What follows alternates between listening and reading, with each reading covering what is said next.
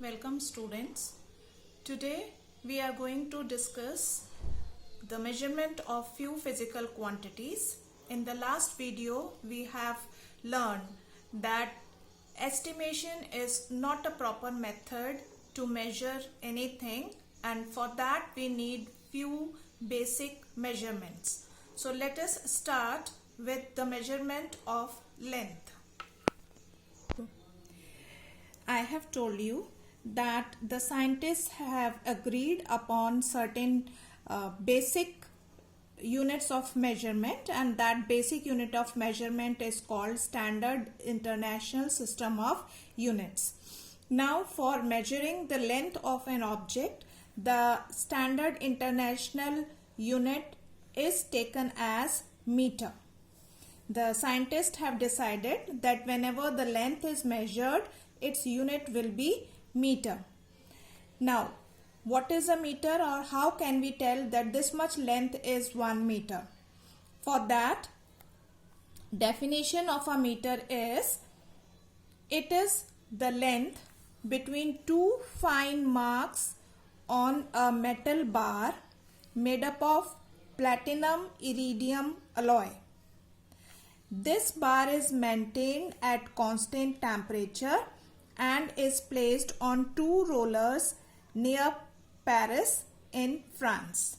It means, children, that the scientists have agreed that on a platinum iridium bar, one bar they have taken, and on that they have made two fine marks. Now suppose this is a bar which is made up of platinum and iridium, and on this bar they have made two fine marks, and the distance, they have decided that the distance between these two fine marks will be considered as 1 meter. So from there only this distance is taken as 1 meter, and it is common all over the world. Everyone take the same distance as 1 meter. So the definition of 1 meter is the length between two fine marks. And where are those marks? Those marks are on a metal bar which is made up of platinum and iridium alloy. And where it is kept? It is kept in Paris near France. Now all the time this meter is not an appropriate unit to measure the length. Sometimes we are having very small objects to measure. Sometimes we are having very large objects to measure. Then how it is possible that we keep on measuring the distance in meter? For example, if you have to measure the distance from your house, say, to Taj Mahal. Now it is very difficult for us to keep on measuring with 1 meter scale, or to keep on counting the meters. It will be a big number. So for that, for our convenient, this meter is divided into some sub-multiples and some multiples of it. Sub-multiples means the smaller units, smaller than meter, and multiples means units which are greater than meter. Now kilometer is the multiple which is used for the larger distances, like the distance between two cities, or the distance from Greater Noida to Noida. So these are measured in kilometers because these are the large distances, and 1 kilometer is equal to 1000 meter. Submultiples, that is the smaller units of meter. Centimeter and millimeter are the smaller units of meter. 100 centimeter is equal to 1 meter, and 10 millimeter is equal to 1 centimeter. So if you have to measure the length of your notebook, you can measure it into centimeters.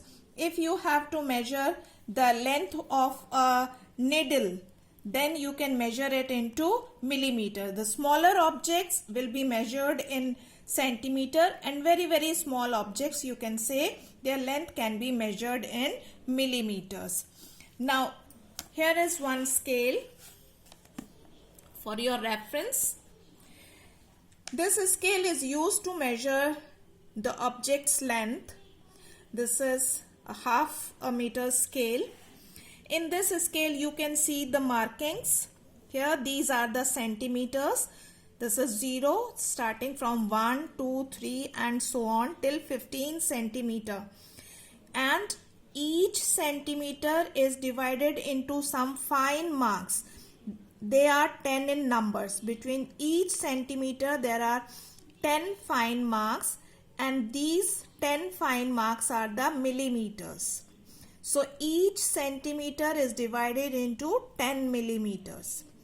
On the other side, you can see that there are marks which are inches.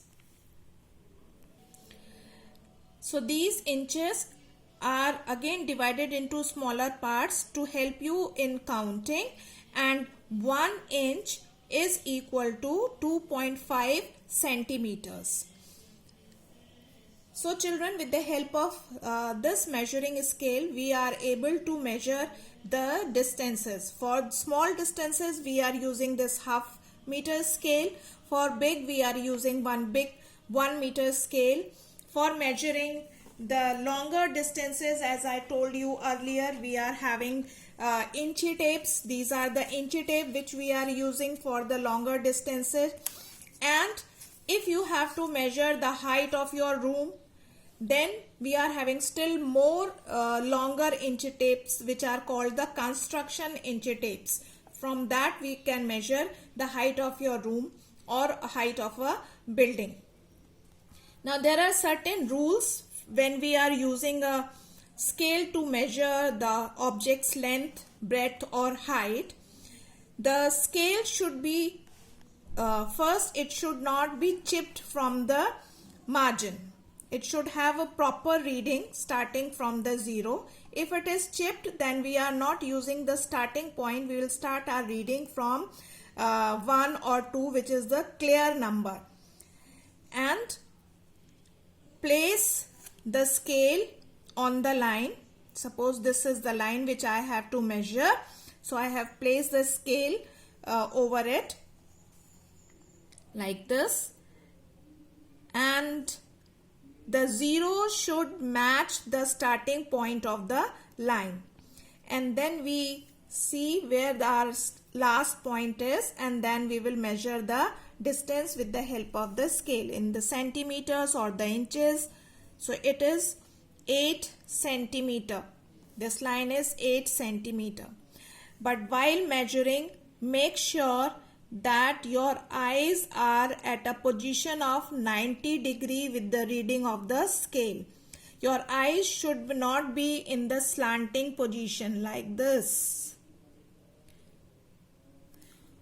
or like this. You should not bend down and peep at the reading. You should always be at a 90 degree to look at the reading. Then only you will be able to take the correct reading. Otherwise there will be a difference of some points to measure. Now always the objects are not the regular objects. You can have some curved lines to measure. Then what is the method? You cannot put one scale over it and measure it because the line is curved. So in that matter, what we do, we take one thread and then put a mark on the thread and place that mark on the starting point of your curved line, and then move the thread as the curved line is moving. Same way, same design with your thread you keep on making, and go till the last, and wherever the last point is, there you make one distance. Make a mark with the help of a pen, and then place that thread on the scale and measure the distance. It is 11 centimeter. This is the method to measure the curved lines. If you have to measure the height of a coin,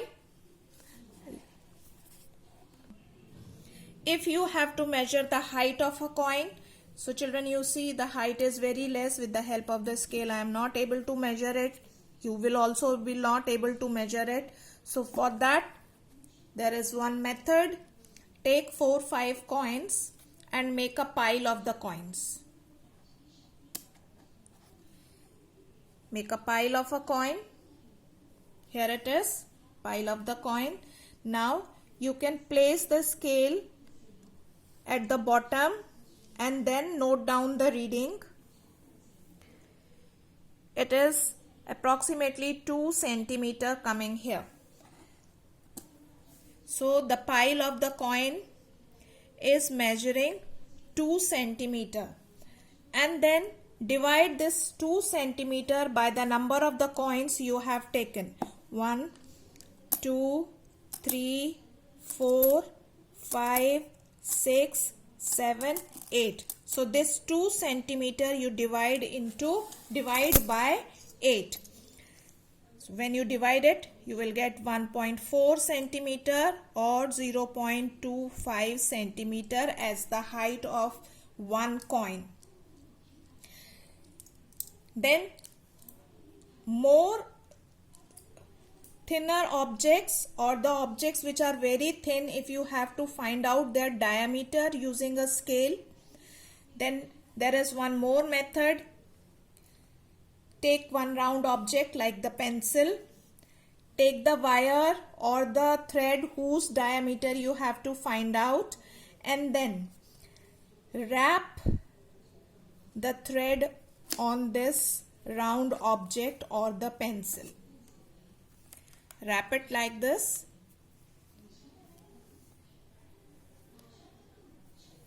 Make sure the coin should not come one over the other. Now hold them tightly in place. Take one scale, and on that scale you keep your pencil and measure the thread till where it is wrapped. It is 1.5 centimeter. 1.5 centimeter, and then count the number of the turns you have made. 1, 2, 3, 4, 5. You have made 5 turns. So divide the length of the coils which you have measured with the help of the scale by the number of turns which you have made on the pencil, and this way you will get the diameter of the thread which you have wrapped on the pencil or any of the object. So children, this way we can measure the length of the objects, whether they are regular, that is they are the straight, or they are in the form of a coin if you have to measure the diameter, or they are curved lines, or they are having very thin diameter like the diameter of a wire. Now with the help of this length measured, we can also find out the area of the objects. Now before we know how to find out the area, let us know what is area. Area is the space, amount of the surface occupied by an object or a place, that is area. Now for your convenience, if I place this box on the paper and make a boundary of it, then you see that this much space is occupied by this box. So this is the area of the box, because this box is occupying this much space. So the area is the space occupied by an object or by a space. So as I told you that the lengths can be bigger or the smaller. You are having bigger units and the smaller units. Similarly, for finding out the area, we have the smaller units as well as the bigger units. To find out the area of an object, we multiply. If it is a rectangular object, then it is having a length and a breadth. Length and a breadth. So to find out the area of a rectangular object, we multiply length and breadth. Length multiplied by breadth. If the length is in centimeter and the breadth also in centimeter, then the area will be equal to 1 centimeter or any number in centimeter multiplied by the breadth in centimeter. So it will give you the number and the unit as centimeter square. Area is always having the units as square. Centimeter square, meter square, kilometer square, and so on. There is a bigger unit which is called as hectare. So if the length of an rectangular object is 100 centimeter and the breadth, not centimeter, meter, and the breadth is also 100 meter, then your area will be 100 multiplied by 100, that is equal to 10,000 meters square. 10,000 meters square is equal to 1 hectare.